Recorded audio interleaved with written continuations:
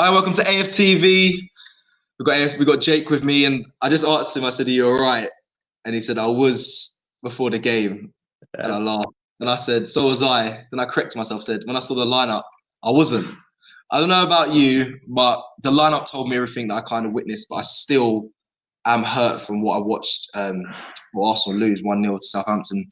But Jake, what have you got to say? What have you got to say? What did you see? How did you see it? Let me throw the L as well. Let me just throw it. I shouldn't do this. We got to do that. We got to give it to them. I think that's an hour and a half of my life that I'm never going to get back. Correct. You have to say Southampton deserved it. They pressed us the whole game. They showed more desire to win the game, and especially in cup competitions, that's really what's going to shine through. I think we were very, very poor with the lineup. I didn't really mind it, to be honest, because it's not like he was playing like Willock as well.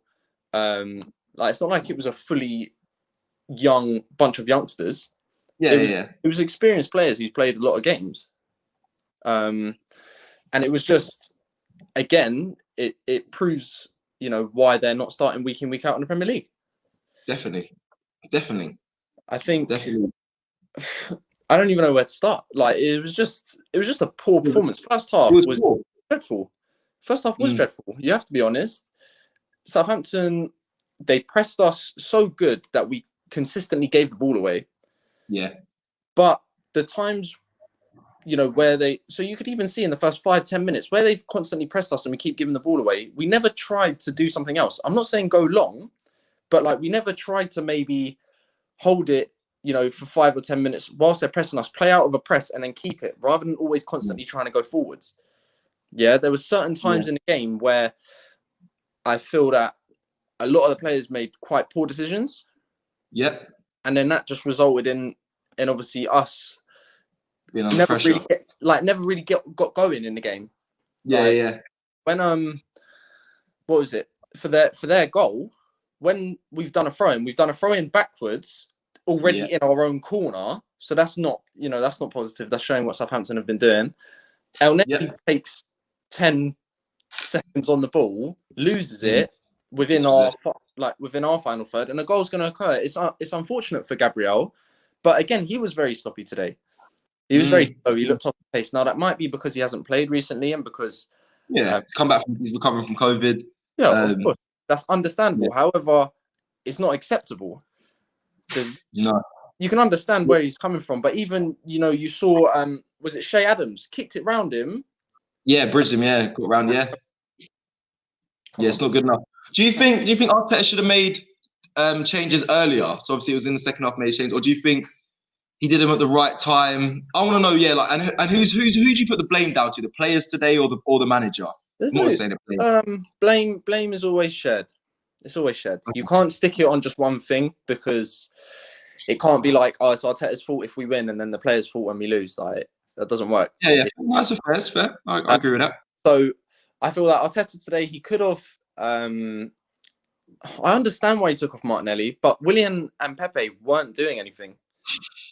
So why did they stay on? Why didn't we try and change that earlier? When Partey came on and Saka, there was, they came on in the 60th minute. There was a change. We started to go in Southampton's, final third a bit more. Yeah. There wasn't that cutting edge. I feel that when I would have liked to seen Saka start at left back. Would you? See? Okay, interesting. Because I prefer having a left-footed player at left back. Yeah, I do agree with that. But then we still wouldn't have had anything really going forward. I think him and Martinelli would have moved up, but at left back. And I think people struggle to realise it's a whole team. So the reason why Liverpool at the moment aren't doing well, their front three might not be firing, but Van Dijk isn't there, Joe Gomez isn't there, so they're moving 2 centre midfielders back, which affects the whole of the team. Yeah, you're right. We're playing a right-footed player at left back. Look, the other day, Maitland-Niles had a poor game against Newcastle. He's a right-footer at left back. You're right. He plays really good at left wing back. Yeah, but that's a different position. That's a different role. He's not in a back four usually Maitland-Niles. He's usually as a 5. Cedric, when's the last time he played left back? Yeah, no, he has before, but I think only done it once a while back. But yeah, you're right. Yeah, it's not natural. It's not natural. So to me, that affects the whole team already, because Southampton are always going to know Cedric's never going to go down to the left and try and cross it in with his left. And what I wanted to say as well, what I find quite annoying, we waste our set pieces a lot. Yeah, big time. Our throw-ins, another foul throw again from Cedric today. Yeah. Even when Bellerin throws it still, I still think it's a foul throw. I think they've just given up on not. Yeah, same. But Cedric's getting that's 2 and 2 foul throws, which is not great as well. But yeah, the corners and the free kicks, it's just they can't be the first wasteful. man. Yeah, facts. You're right. Ford Proud, he had 3 corners in a row. All of them made us scared. Yeah. Space of 2 minutes, and we get free kicks and corners throughout the game, and we don't look a threat. I don't think Nketiah is up to our standard, or the standard that we would like to be going to, and I don't know why we've signed Willian or Pepe. Explain the Nketiah thing. So Nketiah's what's standard? Nketiah, if we're Arsenal and we're trying to progress a lot, I don't feel Nketiah is going to be one of the players that can help that. Yeah. Okay. Yeah, I think would be. I don't think he's a bad striker, but I don't think he's ready yet for us. Okay, yeah, because we're meant to be an elite level team. 100%. Yeah, sorry. I don't. Yeah, how many times did we make the goalie do anything? We did.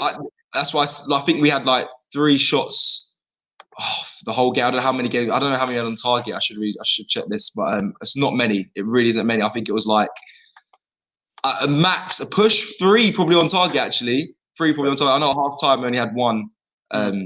Well, Nketiah had 1 in the second half, so maybe even 2. Yeah. But hopefully we don't play like that on Tuesday. Yes. Before we go, I just want to quickly ask you: any blame lie down to the ref, or would you be like, nah, we were poor regardless? Obviously we were, but did you put any blame on the ref, the penalty, the handball situation, and all that, or not? We reaching? No. What? Like, we deserve to lose that game. If anyone thinks otherwise because of whatever other circumstances, like, I don't know what you're thinking. Southampton, from start to finish, put us under so much pressure, we didn't cope with it well. Yeah. And because of that, they deserved to win, and they did win. Even though they didn't score a goal, they should have scored a few more. They had chances to. They were retaining the ball. They were putting us under pressure. When we had the ball, we were slow. When they had the ball, we didn't press up. It looked like we've never played together as a team. I'm really disappointed, to be honest. I didn't think we were going to be that bad. Hi, I'm Robbie Lyle from AFTV, and I've supported Prostate Cancer UK for many years, and I'm delighted to be signing up for Cancer Deadline Day. Cancer is a devastating disease, and 1 man dies every 45 minutes from prostate cancer. And if you're black like me, it affects 1 in 4. COVID-19 has really had cancer charities under pressure, and it's been harder than ever for them to be able to raise money. So I'm calling on all football fans, players, clubs, legends, all supporters to participate in Cancer Deadline Day. Click the link in the description and you can select your football club and make a donation and help your club reach the top of the giving table. So click the link in the description right now and make a donation and help us to give cancer the boot.